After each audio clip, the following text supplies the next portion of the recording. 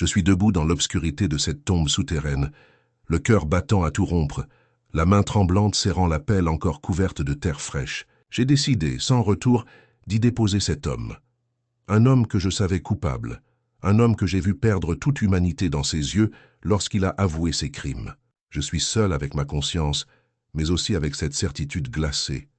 C'est la seule façon de préserver la pureté de notre foi, de protéger la innocence qui l'a souillée. La lumière vacillante d'une bougie tremblote dans l'obscur, projetant des ombres qui dansent comme des spectres de mes propres démons. Je le vois encore. Ces mots brutaux résonnent dans ma tête, chaque syllabe une condamnation que je ne peux plus ignorer. « Je ne voulais pas », disait-il. Mais ces aveux ont creusé leur propre tombe dans mon âme, autant que dans la terre que je couvre lentement. Je sais que ma main est sale, que cette terre n'a pas seulement été déplacée par moi, mais par une justice que je me suis imposée, une justice qui n'a pas besoin de témoins ni de tribunal. Je ferme les yeux un instant, respirant profondément pour calmer le tumulte intérieur, mais la vision de son regard désespéré me hante. Il n'a pas demandé cette fin, et pourtant je suis convaincu que c'était la seule voie pour arrêter la spirale de ses horreurs. Je l'entends encore, ses confessions comme un glas dans ma tête. Je suis désolé, je ne voulais pas que ça aille aussi loin. Je m'accroupis un moment, laissant la bougie vaciller dans l'air lourd avant de continuer mon œuvre macabre. La terre est dure, mais je sens qu'elle accepte ma culpabilité, qu'elle devient une extension de mon propre repentir. Je suis père, un homme de foi, mais en cet instant je suis aussi juge, bourreau et témoin de ma propre damnation. Je serre la poignée de la pelle, prêt à terminer ce qui doit l'être, conscient que cette nuit, j'ai sacrifié une part de moi-même pour ce que je crois être la seule justice possible. Et quand enfin je recouvre le corps, un dernier souffle de vent froid caresse ma joue, comme une approbation silencieuse ou une malédiction. Je reste là, immobile, sachant que rien ne pourra effacer ce qui s'est passé, que la vérité que j'ai décidé de porter seule restera gravée dans cette tombe et dans mon âme à jamais. La lumière de la bougie s'éteint doucement, laissant place à une obscurité totale, celle de mon secret, de ma culpabilité et de ma foi bafouée. Je me revois, plongé dans cette mémoire douloureuse, comme si le temps lui-même voulait ressusciter cette scène pour me hanter encore et toujours. La voix de Padre Thomas résonne dans mon esprit, douce, mielleuse, pleine de charme, mais derrière cette façade se cache une manipulation insidieuse que je n'avais pas voulu voir à l'époque. Je l'entends, cette voix qui glisse dans mon oreille comme une caresse venimeuse. Tu sais, mon enfant, certains secrets doivent rester enterrés. Et ces yeux qu'il savait rendre si captivants, si convaincants, se fixaient sur moi avec cette intensité quasi hypnotique. Je me souviens de la première fois où il m'a confié ses fautes, comme pour tester ma loyauté, comme pour voir si je serais complice ou si je m'éloignerais. Son regard était chargé d'un charme pervers, et je me suis laissé prendre, hypnotisé par cette confiance qu'il semblait m'accorder. Mais dans cette confiance, il y avait une ombre, une menace implicite que je n'avais pas su percevoir sur le moment. Son ton à la fois doux et menaçant m'avait attrapé dans un piège que je ne pouvais plus démêler, jusqu'à ce que je me retrouve face à cette décision atroce. Je revois encore le moment où il a commencé à parler de cette petite Corouane. Sa voix s'est faite plus basse, plus insistante, comme si chaque mot avait été soigneusement pesé pour me faire plier. Il m'a raconté avec une insistance calculée tout ce qu'il avait fait, tout ce qu'il avait caché, comme si ses confessions étaient une sorte de rite d'initiation, une façon de m'aveugler, de m'emmener là où il voulait que je sois.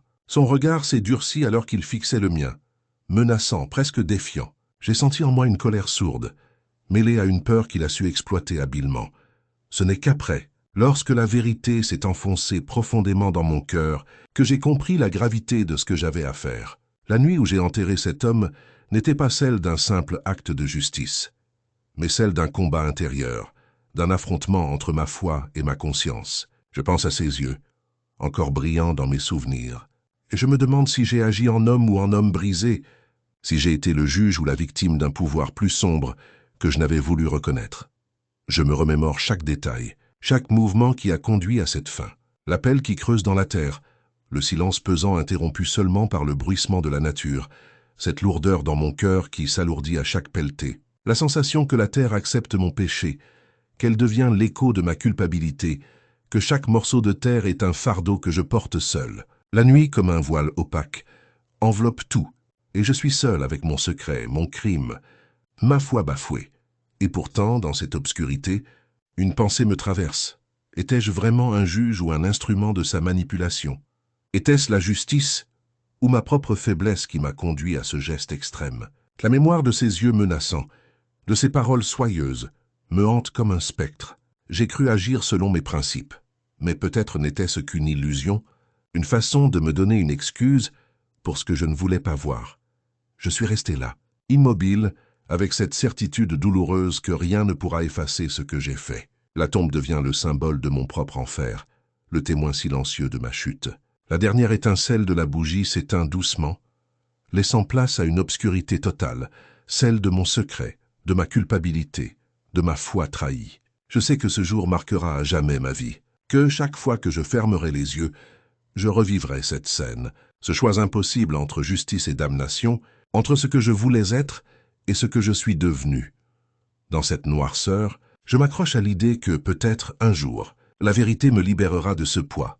Mais pour l'instant, je suis prisonnier de cette image, de cette confession, de ce crime que je n'ai pas pu dénouer autrement.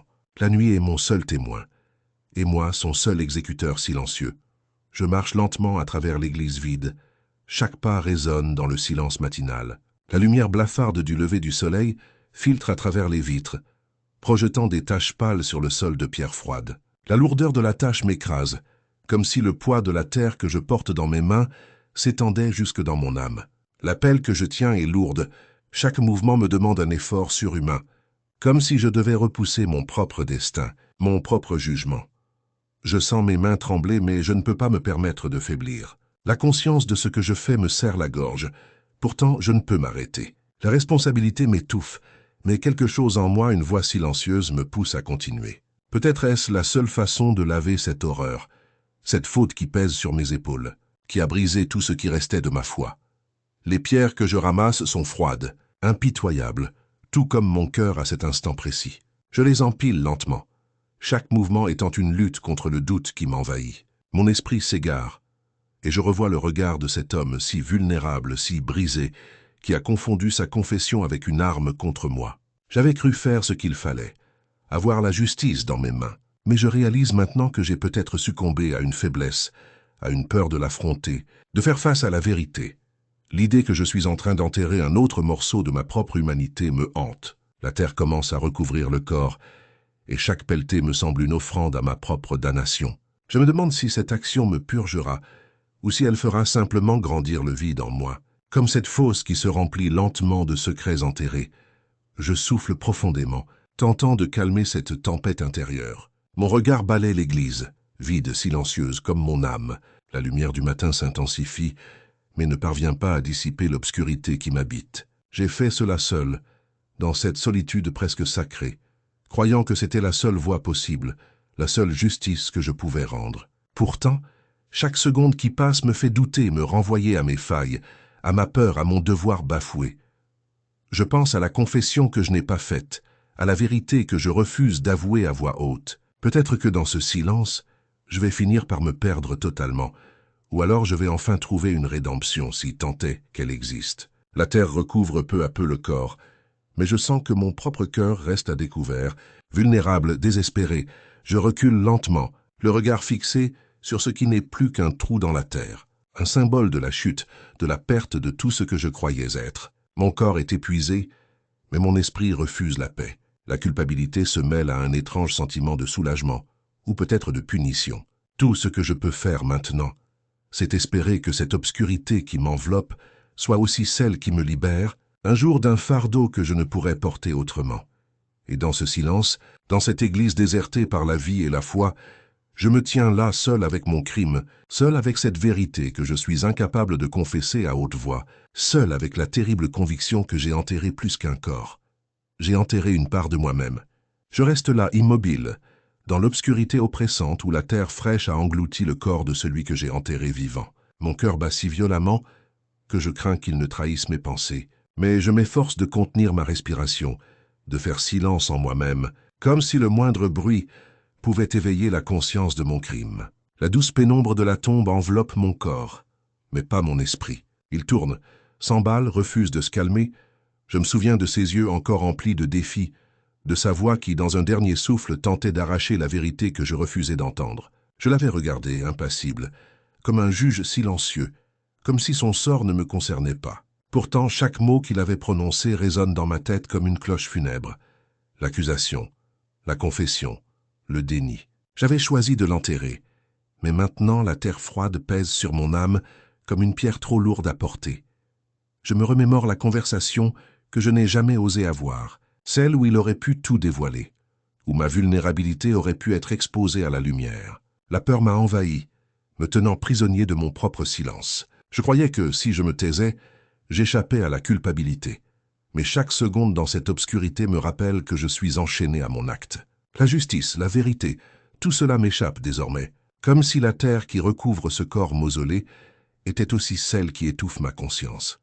Je sens le vent glacial de la tombe caresser mon visage, une brise qui semble murmurer des secrets que je ne veux pas entendre. Pourquoi ai-je fait cela? Qu'est-ce qui m'a conduit à détruire une vie, à faire de moi le seul responsable de cette injustice? La réponse, je la cherche dans mon propre silence, dans cette ombre qui me consume. La confession que je n'ai pas faite renaît dans mon esprit comme une infection, un rappel constant de ma faiblesse. Je pense à la douleur que j'ai causée, à la voix de la Corwénia qui suppliait, à la confusion de l'enfant. Tout cela, je l'ai enterré avec lui, comme une partie de moi que je refuse d'affronter. Pourtant, dans ce tombeau, je ressens la terrible vérité. J'ai aussi enterré une part de mon humanité, une part de foi qui vacille. La justice que je voulais rendre s'est transformée en un mausolée de mensonges et de remords.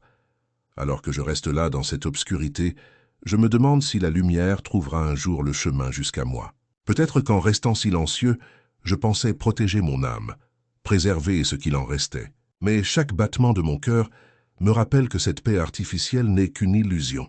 La vérité, aussi douloureuse soit-elle, finira par s'imposer, comme la lumière qui perce l'obscurité.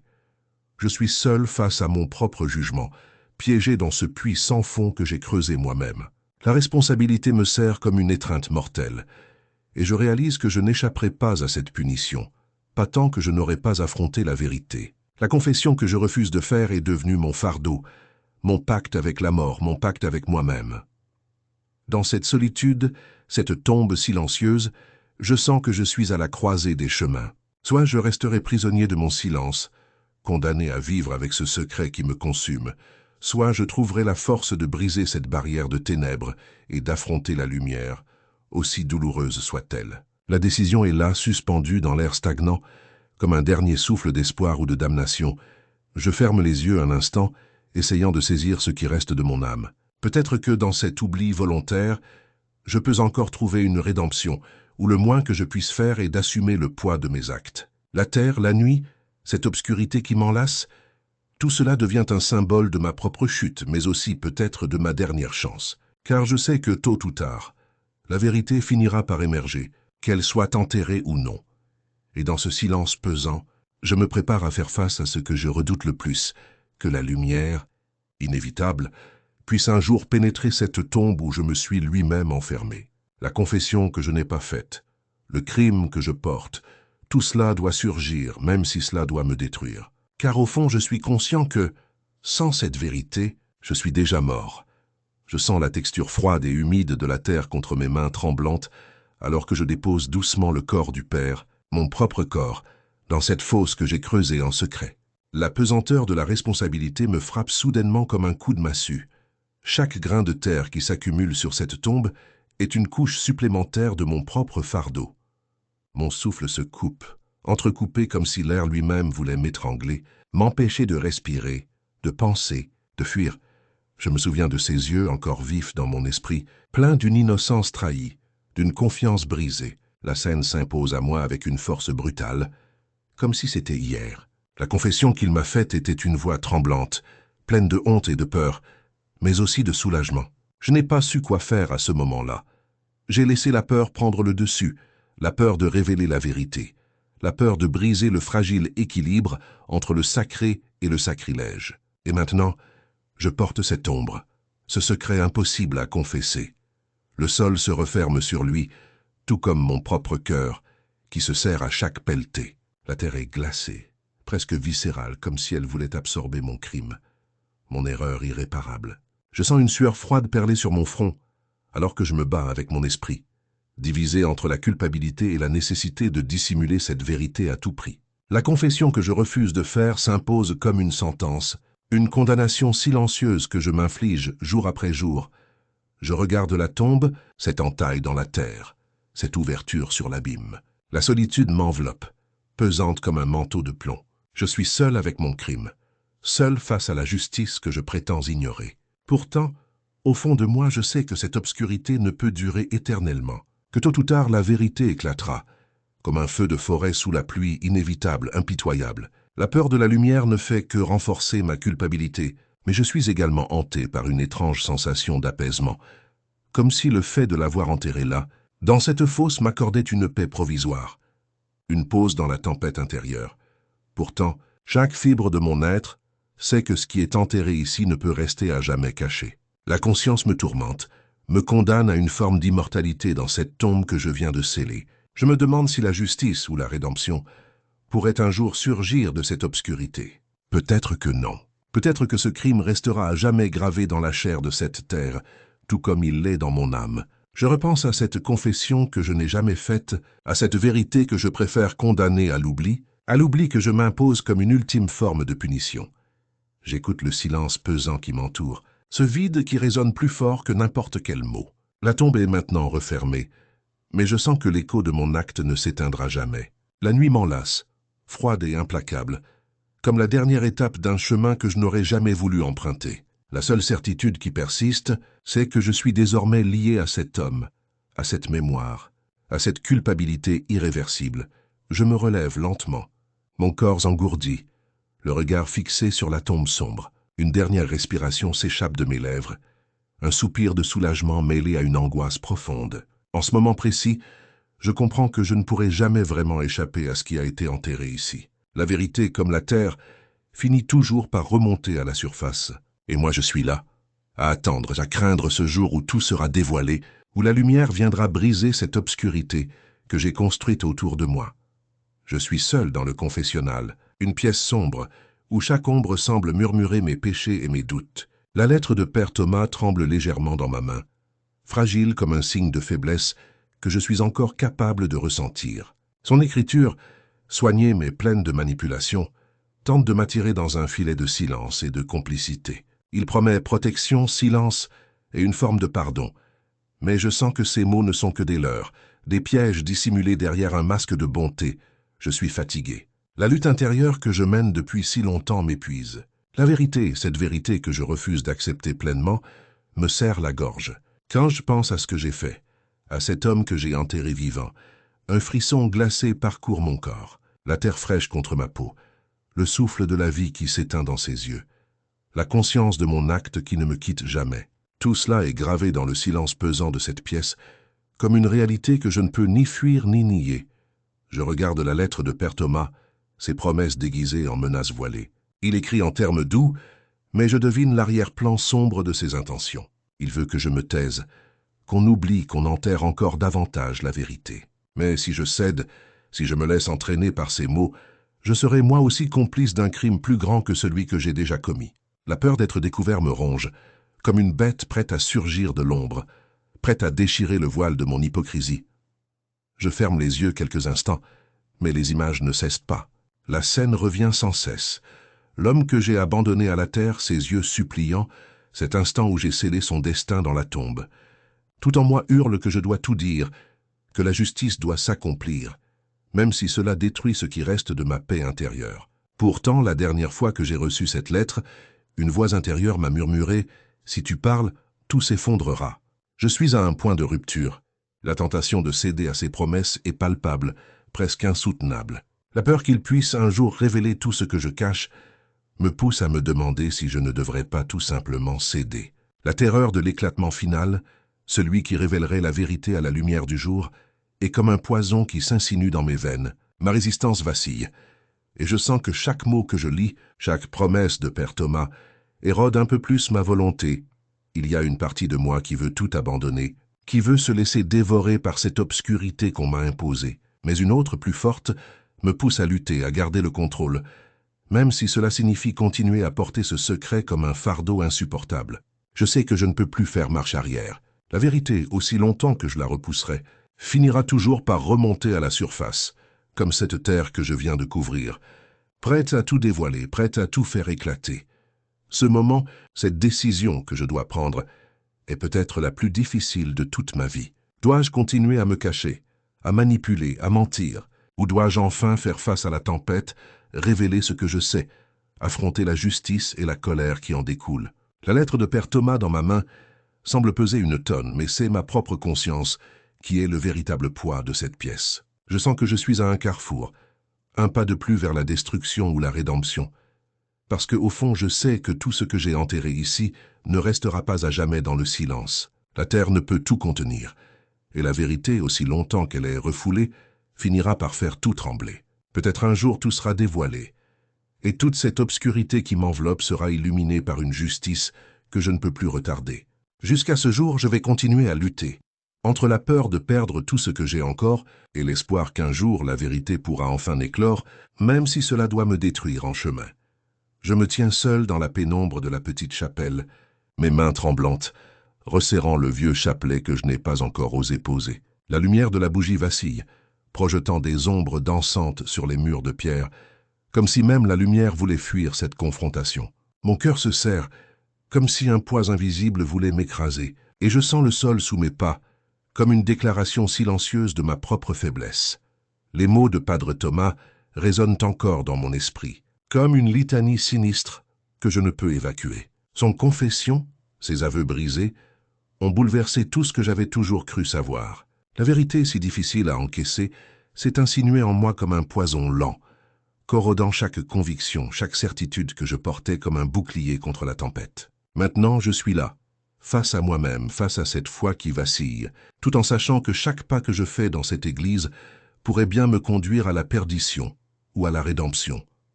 Je m'assois sur le banc en bois usé, mon regard levé vers le crucifix, suspendu au-dessus de l'autel. Mon esprit s'égare, tentant de faire le tri dans le chaos de mes pensées. Est-ce que je sauve cette institution en taisant la vérité, ou bien en révélant tout? Est-ce que je condamne ce qui reste de ma propre âme? La confession de Padre Thomas, cette révélation de ses tortures, de ses crimes, m'a fait douter de tout, même de la justice divine. Je suis pris dans un tourbillon d'émotions contradictoires, chaque argument se battant pour prendre le dessus. Je ferme les yeux, laissant le silence s'installer, comme si cela pouvait m'apporter une clarté que la parole ne peut pas. Pourtant, dans cette obscurité intérieure, une voix persistante, obstinée me pousse à agir. Je sais que si je ne dis rien, si je ne suis pas fidèle à ce que je ressens comme étant la vérité, alors je trahirai tout ce en quoi je crois, y compris ma propre foi. Mais le poids de cette décision est tel qu'il me fait vaciller, comme une chandelle au vent. Je ressens la présence de Dieu, ou peut-être la mienne, qui cherche à discerner si cette lutte est un signe de foi ou de faiblesse. La foi, dans ces moments, devient une corde fragile suspendue à un fil, prête à céder sous la moindre pression. Je me demande si cet acte de confession, cette tentative de justice, ne risque pas d'engloutir tout ce que j'ai construit, de faire imploser l'Église de l'intérieur, de déchirer le voile de la piété pour exposer la vérité nue et brutale. Je respire profondément, essayant de calmer cette tempête qui me secoue. Dans le silence, je sens l'écho lointain des paroles de Padre Thomas, et je me demande si la justice que je cherche à défendre ne devient pas, en même temps, une arme contre moi. La ligne entre la foi et la culpabilité est si mince qu'il me semble parfois qu'elle se dissout, laissant place à un abîme sombre, où seul l'espoir d'un pardon ultime pourrait me sauver.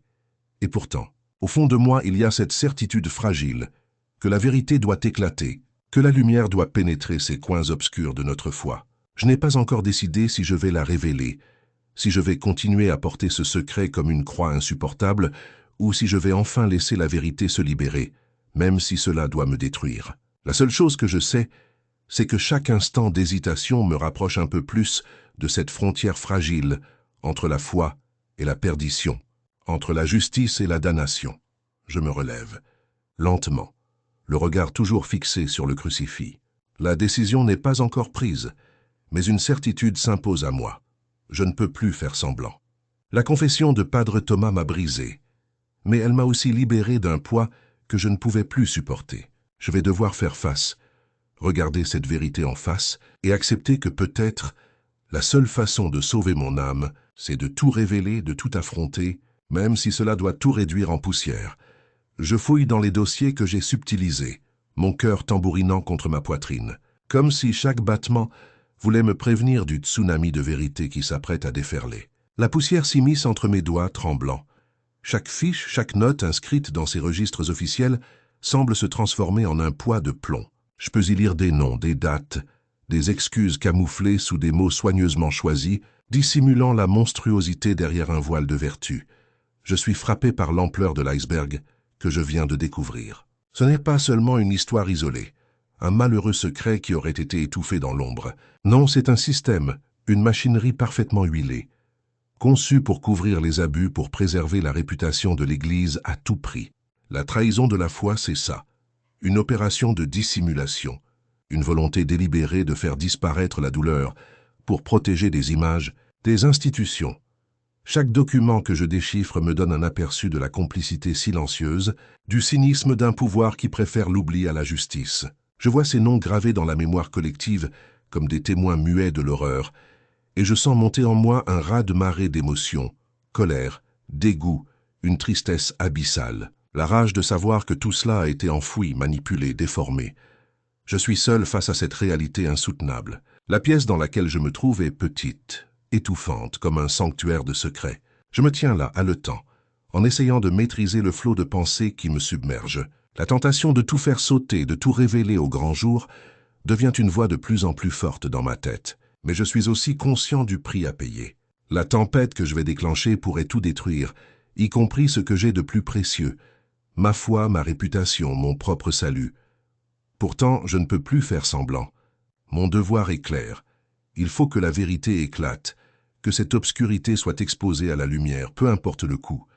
Je sais que cette révélation pourrait bien me condamner, mais je ressens au plus profond de moi que c'est la seule voie vers la liberté, la seule façon d'honorer ces victimes, de leur rendre justice. Je referme doucement le dossier, mon souffle se coupe un instant. Mon regard se pose sur une photo jaunie, un visage d'enfant, innocent, sans défense. À cet instant précis, je comprends que je ne peux pas reculer. La vérité que je porte en moi devient une arme à double tranchant. Elle peut me sauver ou me détruire. Tout dépend de ce que je choisirai de faire dans les instants à venir. Je sors de cette pièce, le cœur lourd mais déterminé. La lourdeur de cette confession clandestine pèse sur moi, mais il faut que je continue à avancer. La justice doit sortir de l'ombre, même si cela doit me faire tomber dans l'abîme.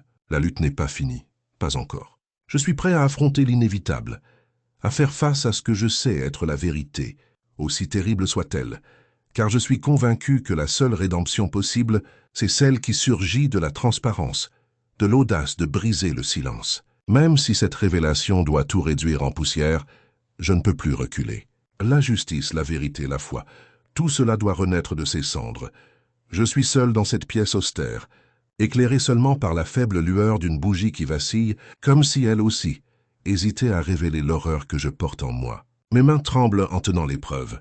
Des notes, des photos, des témoignages, tout cela forme un faisceau de vérité que je ne peux plus ignorer. Et pourtant, chaque fibre de mon être me crie de tout laisser tomber, de faire comme si rien ne s'était jamais produit. Mais je ne peux pas. Je sais que ce secret si lourd doit sortir au grand jour, peu importe le prix à payer.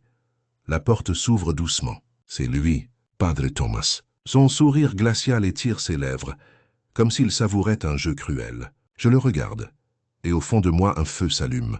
La colère peut-être, ou une détermination farouche. Il essaie de me convaincre, avec des mots suaves, que tout cela appartient à un plan plus vaste, que le chaos actuel est nécessaire pour la rédemption collective. Sa voix se glisse dans l'air comme un venin. Mais je n'écoute plus. Je vois à travers ses paroles, je vois la manipulation, la mascarade derrière sa façade de sainteté. Je sens mon pouce accélérer, chaque battement résonne dans ma tête comme un avertissement. Mes doigts serrent les documents dans mes mains, comme une arme pour faire face à ces accusations déguisées. La vérité est là, nue et cruelle, prête à exploser. Je sais que si je me laisse entraîner dans son discours, je risque tout. Ma réputation, ma foi, peut-être même ma vie. Mais le poids de l'injustice devient trop lourd à porter en silence. Je ne peux plus faire semblant. Je prends une profonde inspiration, essayant de calmer le tumulte intérieur. Je me tiens droit, fixant ses yeux froids. « Tout cela, c'est fini », lui dis-je d'une voix ferme. et je sens que chaque mot que je prononce me libère un peu plus. Je déploie les preuves devant lui comme un drapeau de vérité. Son sourire vacille un instant, puis reprend. Mais il n'a plus d'importance. Je suis décidé à agir, à faire ce qui doit être fait, même si cela signifie briser tout ce en quoi j'ai cru. Il insiste, parlant d'un plan supérieur, d'une justice divine, d'un ordre que seul lui comprend. Je le regarde, mon cœur battant à tout rompre, réalisant que pour arrêter cette mascarade, je suis prêt à tout risquer. La peur d'échouer, la peur de tout perdre, se font plus faibles face à la certitude que je ne peux plus rester complice de cette horreur. La seule façon d'être en paix avec moi-même, c'est de briser le silence, de faire tomber les masques. Les mots me viennent avec difficulté, mais je suis clair. Je ne peux plus continuer comme ça. Ma voix se fait plus forte, plus assurée, alors que je dénonce tout. Je sais que cette décision me condamne à une chute vertigineuse, mais je n'ai plus le choix. La vérité doit éclater coûte que coûte. La lumière doit traverser cette obscurité, même si c'est moi qui en suis le premier à emporter la lourde responsabilité.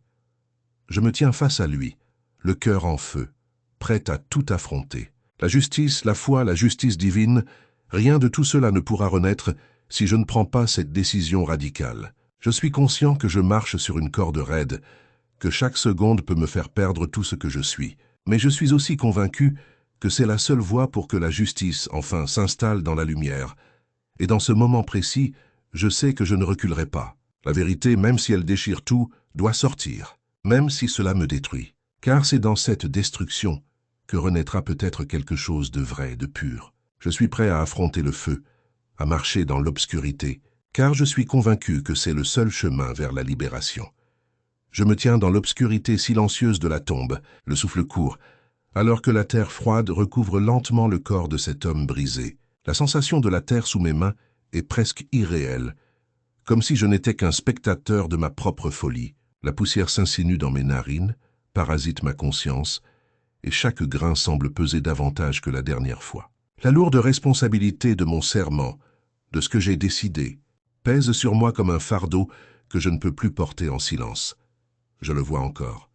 Dans mon esprit, son regard autrefois rempli de confiance, puis de peur, puis d'une soumission désespérée. Je revois la confession qu'il m'a faite, ces mots tremblants qui résonnent comme un écho dans mon cœur brisé. Il a confié ses horreurs, ses péchés, comme si parler pouvait le libérer. Mais moi, j'ai choisi la voie la plus sombre pour le faire taire à jamais.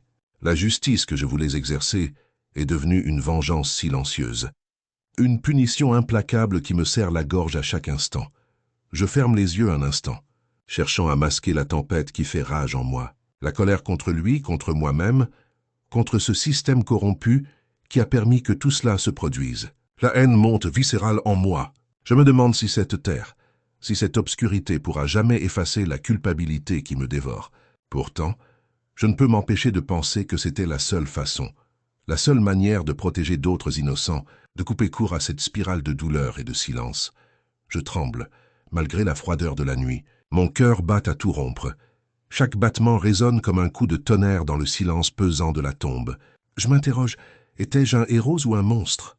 La frontière entre les deux s'estompe, floue, alors que je replonge dans mes souvenirs, dans cette décision qui m'a mené ici, à cet instant précis.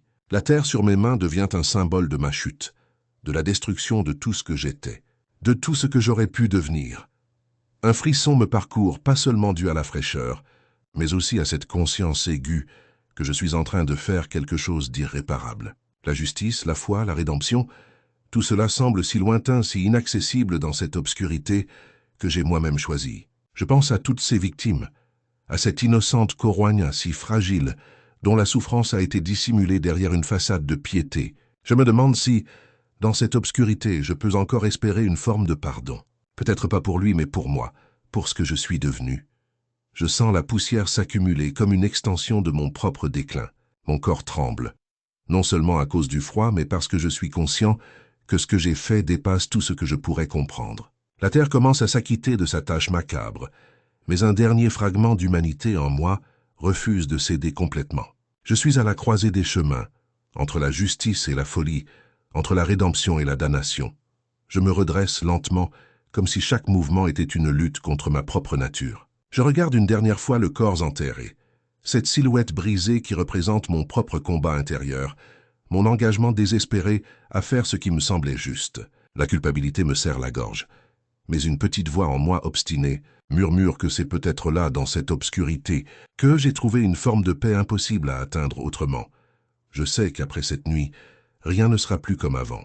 La mémoire de cette scène restera gravée en moi, une cicatrice invisible, tout comme la lourde marque de ce secret que je porte désormais. Et pourtant, dans cette obscurité, une lueur vacille. Je ne peux m'empêcher de penser qu'en agissant ainsi, j'ai peut-être empêché que d'autres souffrent.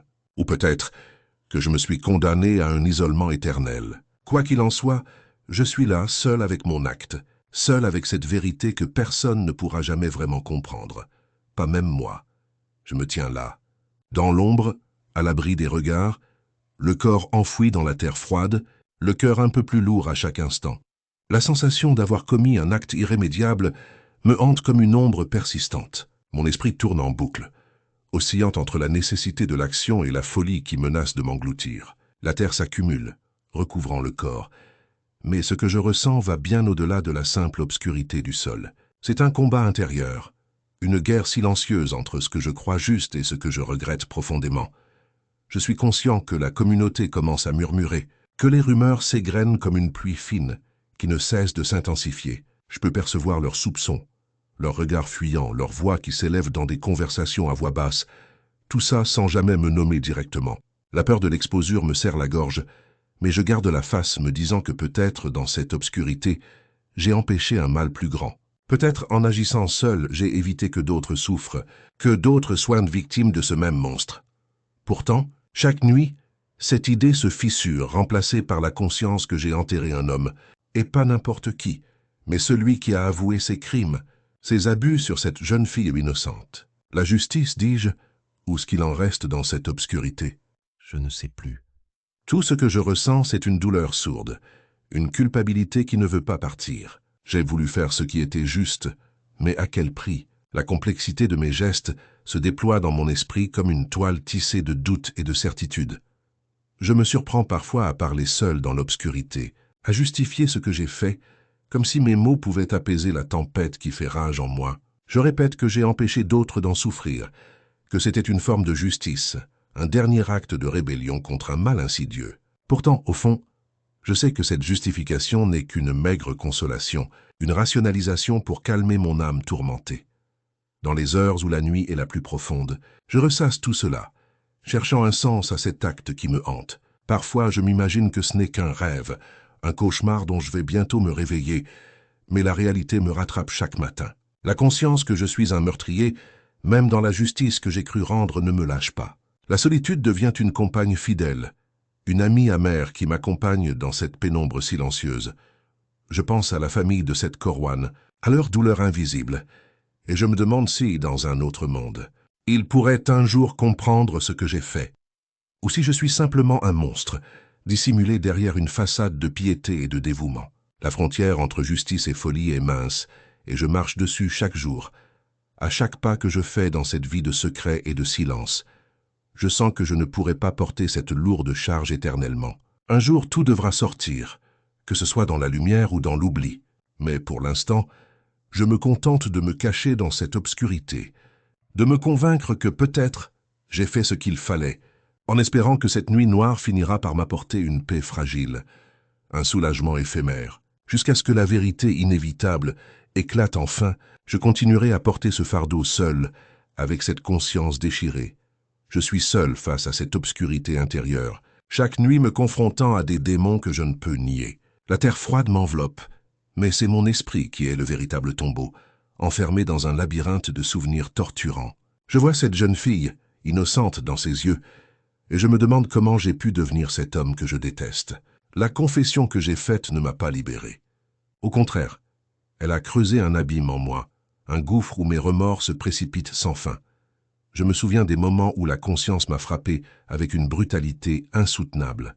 La première fois que j'ai entendu sa voix, si douce, si pure, j'ai été envahi d'un mélange de dégoût et de douleur. Comment pouvais-je, moi qui prêche la paix et la vertu, devenir l'instigateur de la trahison la plus abominable? La peur de la justice divine, la peur de la révélation, m'ont poussé à commettre l'irréparable. Je suis entré dans cette tombe, cette fosse, avec le poids de mon secret en espérant qu'il resterait à jamais enterré avec lui.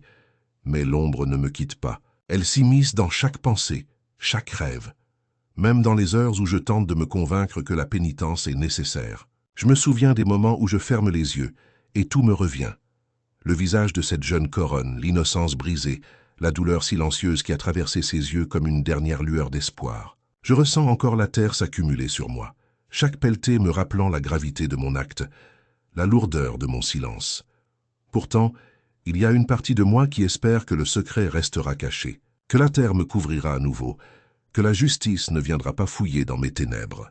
Mais je sens que ce n'est qu'une illusion fragile. Une jeune journaliste, obstinée et déterminée, commence à creuser, à poser des questions que je ne peux plus ignorer. Ses mots, ses regards, me menacent comme un éclair dans la nuit. Elle cherche la vérité. Elle veut faire éclater la lumière sur mes silences, sur mes mensonges. Chaque jour, cette menace grandit, comme une ombre sur le mur de ma conscience. Je peux voir sa silhouette dans mes rêves, la peur de tout perdre, la peur que mon passé ne me rattrape à jamais. Je redoute le moment où ces investigations me pousseront à bout, où je devrais faire face à l'évidence que j'ai tant convoité de dissimuler. La foi que je portais autrefois vacille à chaque nouvelle révélation, et je me demande si je pourrais supporter encore longtemps cette double vie, cette mascarade de piété. J'ai l'impression que le sol se dérobe sous mes pas, que la vérité implacable finirait par éclater, me condamnant à une chute sans retour. La peur de la justice humaine autant que divine m'étreint. Je suis pris dans un combat intérieur où chaque pensée est une guerre entre la culpabilité et le besoin de me convaincre que je mérite encore une once de rédemption, même si je sais qu'elle est peut-être hors de portée. La seule chose que je peux faire, c'est continuer à porter ce fardeau, à me cacher dans cette obscurité volontairement choisie, en espérant que la tempête ne viendra pas jusqu'à moi. Mais au fond, je sais que je suis déjà brisé, que mes cicatrices ne seront jamais complètement refermées. La moindre étincelle peut tout faire exploser. La jeune journaliste pourrait être cette étincelle, celle qui réveillera la vérité enfouie profondément en moi. Je ne suis plus sûr de pouvoir résister à cette tempête imminente. Mon cœur se serre, mon esprit vacille, et je me demande si un jour je pourrais affronter la lumière sans être consumé par elle. Jusqu'à ce moment, je continuerai à me méfier, à me débattre dans cette nuit sans fin, en espérant qu'un jour, la paix pourra enfin m'être accordée, même si je sais que cette paix sera toujours teintée d'ombre. Je suis là, immobile, dans cette obscurité oppressante, et chaque seconde me semble une éternité. La terre meuble fraîche s'enfonce doucement sur moi, mais je ne bouge pas, car tout mon corps est figé par une peur qui dépasse l'entendement. Je sens la présence de cette chair inerte, celle de cet homme que j'ai enterré vivant, et mon cœur se serre à l'idée de l'avoir condamné ainsi, de l'avoir privé de toute possibilité de rédemption. Je me souviens de ses yeux, encore brillants de vie, même dans cette fin qui semblait inévitable. La confession qu'il m'a faite, si fragile, si sincère, résonne dans mon esprit comme un écho sans fin. Je me rappelle chaque mot, chaque détail, comme s'il s'était gravé en moi à jamais.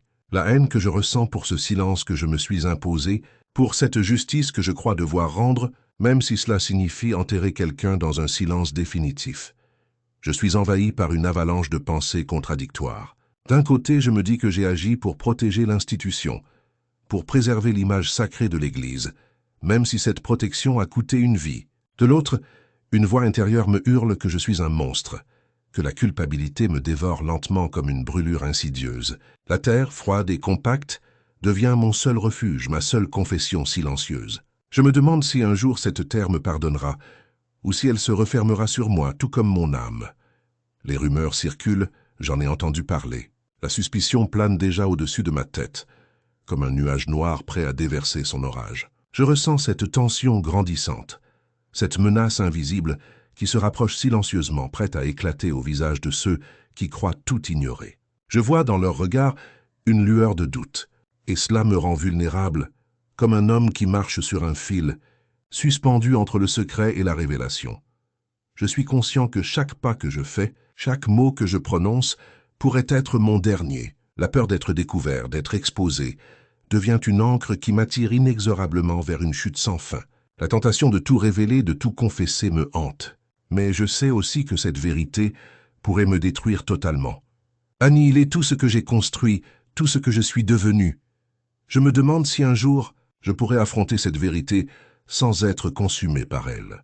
La lumière me paraît si lointaine, si inaccessible, quand je suis plongé dans cette obscurité que je me suis moi-même créée. Je me bats avec cette dualité interne, cette lutte incessante entre le devoir moral et le poids du secret que je porte comme un fardeau insupportable. Chaque nuit, je rêve de libération, de silence, de paix, mais je me réveille toujours avec cette sensation de vide profond qui ne demande qu'à se remplir de remords. Je suis brisé, c'est évident. La culpabilité, comme une ombre persistante, ne me quitte jamais. Elle s'insinue dans chaque fibre de mon être, ancrée dans mes pensées, dans mes gestes. Je sens que le jour où la vérité éclatera, je ne pourrai plus me cacher. La peur que tout s'effondre, que tout ce que je considère comme ma vie, ma foi, mon serment, ne deviennent qu'un souvenir douloureux, m'étreint avec une force qui me paralyse. Et pourtant, au fond de moi, il y a cette petite étincelle d'espoir. Cette idée qu'un jour, peut-être, la justice et la paix pourront me retrouver. Que je pourrai enfin faire face à mon passé, même si cela signifie tout perdre.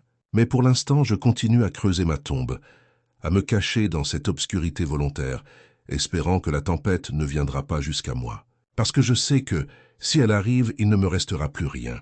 Plus d'échappatoire, plus de rédemption. Seulement le silence éternel de cette fosse où j'ai enterré mon propre âme. Je suis seul dans cette obscurité oppressante. Chaque mot de la confession que je viens de faire résonne encore dans ma tête comme un écho lointain. La terre froide qui recouvre mon point de vue, ou plutôt celui de cet homme que j'ai enterré vivant, semble peser de tout son poids sur mon âme. Ma main tremble légèrement, mais je sais que ce qu'il faut, c'est continuer à faire ce que j'ai commencé, même si chaque fibre de mon corps hurle contre cette horreur que je viens de commettre. Il y a une sorte de folie dans cette décision, une folie née de la peur, du désespoir et d'une conviction déformée par le silence de la vérité. J'ai agi pour protéger, ou plutôt pour éviter que la vérité ne déchire ce qui reste de ma conscience. J'ai murmuré ces derniers mots, ces prières, tout ce que je pouvais trouver de pire ou de meilleur en moi à ce moment-là, pour justifier l'innommable. Je me suis dit qu'il fallait le faire, que c'était une nécessité, une justice à ma façon, obscure, tordue, mais nécessaire. Et maintenant, je suis là, étendu dans cette fosse, seul, avec le poids de mon acte. La terre si froide, si impitoyable, se referme sur lui, et je sens l'odeur de la chair décomposée, une odeur que je n'oublierai jamais. Chaque pelletée de terre me semble une étape dans ma propre condamnation. Je me demande si, dans cette obscurité, mon âme pourra encore se retrouver. Si, quelque part, la rédemption est encore à ma portée, ou si cette tombe devient mon ultime prison. Le murmure du vent, au-dessus de moi, me ramène à la discussion que j'ai eue avec le père Thomas, cette dernière tentative pour me faire céder, pour que je garde le secret.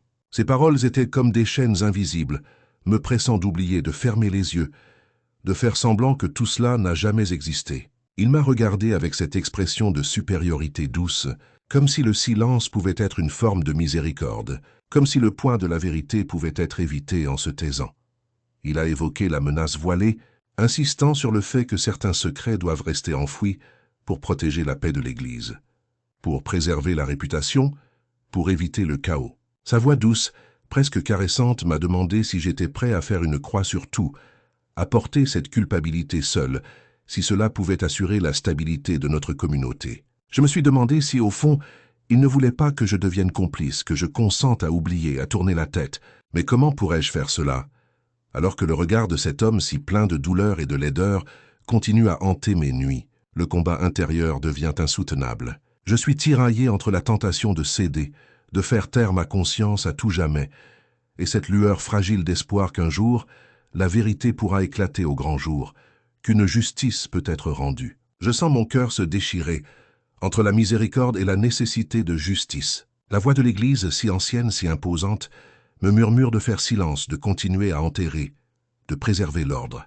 Mais mon esprit hurle contre cette injustice, contre cette corruption qui a contaminé ce lieu sacré. Dans cette tombe, je suis confronté à ma propre morale, à cette ligne invisible que je ne peux plus franchir sans y laisser une partie de moi-même. La peur de tout perdre est présente, bien sûr, mais c'est surtout la peur de me perdre moi-même, de devenir une ombre errante, un homme brisé par ses propres actes. La question qui me hante est devenue une obsession. Jusqu'où suis-je prêt à aller pour protéger un secret, même si ce secret me consume? Je sais que je ne pourrai pas rester dans cette obscurité éternellement. Mon corps est fatigué, mais mon esprit est plus agité que jamais. La vérité, comme une lame de rasoir, se trouve juste sous la surface de cette terre, prête à jaillir, prête à tout déchirer. Et je me demande si, dans cette obscurité, je trouverai la force de faire face à la lumière. Ou si je resterai à jamais enterré avec cette culpabilité, cette erreur, cette faute que je ne pourrai jamais effacer. Parce qu'au fond, je sais que la justice, aussi terrible soit-elle, doit finir par sortir de l'ombre, même si cela doit me détruire. Je suis là, immergé dans cette obscurité oppressante, mes mains tremblantes caressant la terre fraîche qui m'entoure.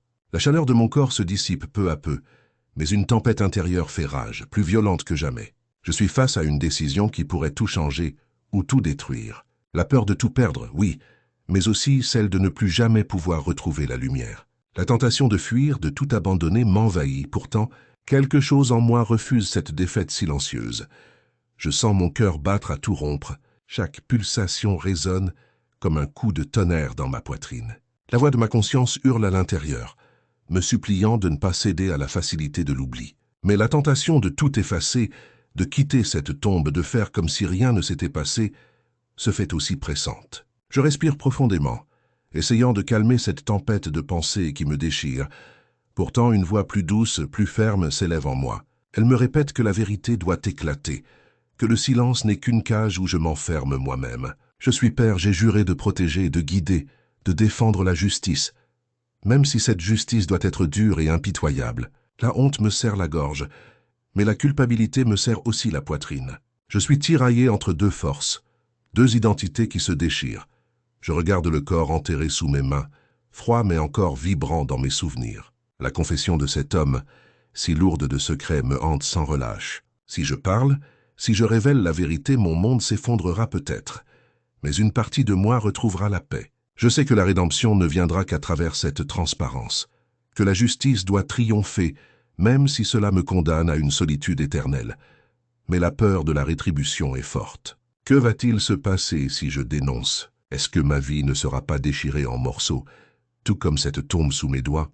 La pression, comme un poids insoutenable, m'écrase, me pousse à l'extérioriser, à crier à l'intérieur de moi-même, à faire face à cette vérité que je ressens comme une épée suspendue au-dessus de ma tête. Je commence à me lever, à peine, mes jambes tremblantes comme si je portais un fardeau de plomb. La solitude m'enveloppe, mais je sens aussi la nécessité de me libérer, de briser cette cage de silence. Mon esprit vacille entre la tentation de tout laisser derrière, de disparaître dans l'ombre, et la certitude que je dois affronter cette réalité, aussi douloureuse soit-elle. La lumière, si elle doit un jour m'éclairer, n'attend que moi pour se révéler. Et alors que je suis là, suspendu entre la fuite et le devoir, une seule chose devient claire. Je ne peux plus continuer à porter ce poids seul. La vérité, aussi terrible soit-elle, doit sortir, même si cela doit me condamner à l'oubli ou à la souffrance éternelle. Mon choix doit être fait maintenant, dans ce silence lourd, dans cette obscurité qui devient aussi mon refuge et ma prison. La seule chose que je sais avec certitude, c'est que je ne peux plus faire marche arrière. La confession m'appelle, et je comprends que je ne pourrai trouver la paix qu'en me confrontant à la lumière que je crains tant. Je me tiens seul dans la chapelle vide, face à cette croix faiblement éclairée par la lumière fragile du matin. La pièce est silencieuse, presque oppressante, et pourtant c'est là que je sens ma vérité se révéler le plus intensément, comme un feu qui déchire la nuit intérieure que je porte depuis si longtemps. Je suis face à ma propre ombre, cette ombre que j'ai acceptée, que je suis forcé d'accepter, même si chaque fibre de mon être la rejette avec violence. Je regarde l'autel, cette surface immaculée qui aurait dû être un symbole de pureté, de foi, mais qui est devenu le témoin silencieux de mes actes. J'ai enterré ce homme dans la tombe de ma conscience, mais aujourd'hui je réalise que cette tombe ne peut contenir ni la honte, ni la culpabilité, ni la vérité que je porte en moi. La terre qui le recouvre semble peser sur mon âme comme une chaîne invisible, et pourtant je ressens aussi une étrange forme de libération. La confession, cette nécessité presque viscérale, me pousse à affronter ce que je voulais si désespérément enfouir.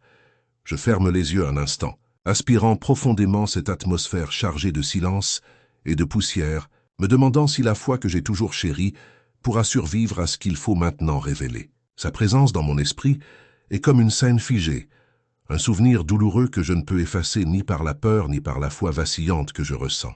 La lumière de cette croix si faible semble pourtant m'appeler comme si elle voulait m'éclairer dans cette obscurité mentale. La lutte entre l'ombre et la lumière se joue en moi, chaque battement de mon cœur résonnant comme un tambour dans la salle vide. Je pense à ces moments où j'ai voulu croire que le pardon, la rédemption, était possible. Maintenant, je réalise que je suis à la croisée des chemins. Doit-on continuer à fuir la vérité ou la laisser éclater comme un feu dévorant tout sur son passage? La peur de ce qui pourrait suivre, la crainte d'être rejeté, de perdre la foi, tout cela m'écrase avec une intensité que je n'avais pas anticipée. Mais il y a aussi cette sensation étrange de soulagement, celle de cesser de porter cette fausse impassibilité, cette façade de piété qui me dévore lentement.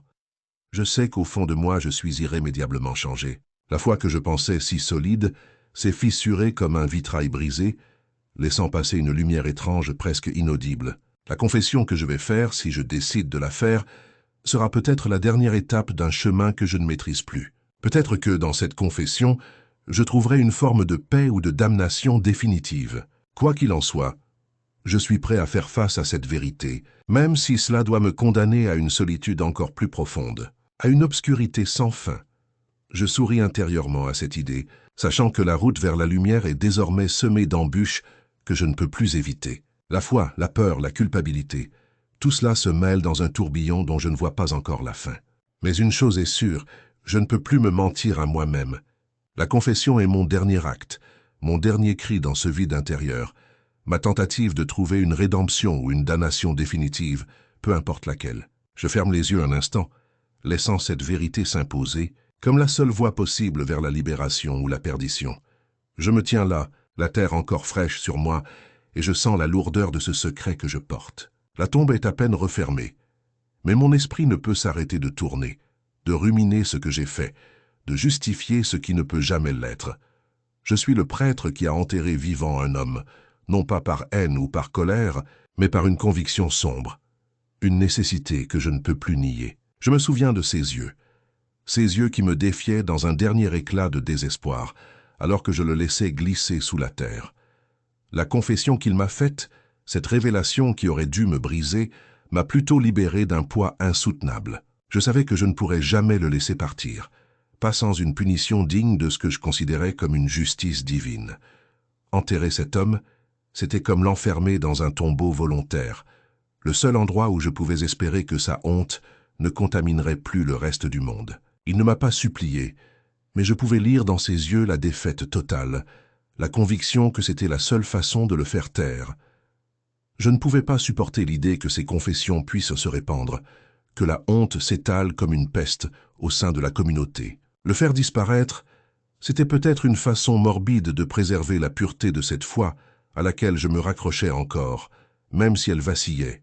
Chaque pelletée de terre que je lançais était une incision dans mon âme, un acte de rédemption que je m'infligeais pour calmer cette conscience qui hurlait en moi. Et pourtant, je suis assailli par des doutes, par cette voix intérieure qui me hurle que j'ai commis une erreur irréparable. Mais la peur de tout perdre, de voir ma foi s'effondrer, m'a empêché de faire marche arrière.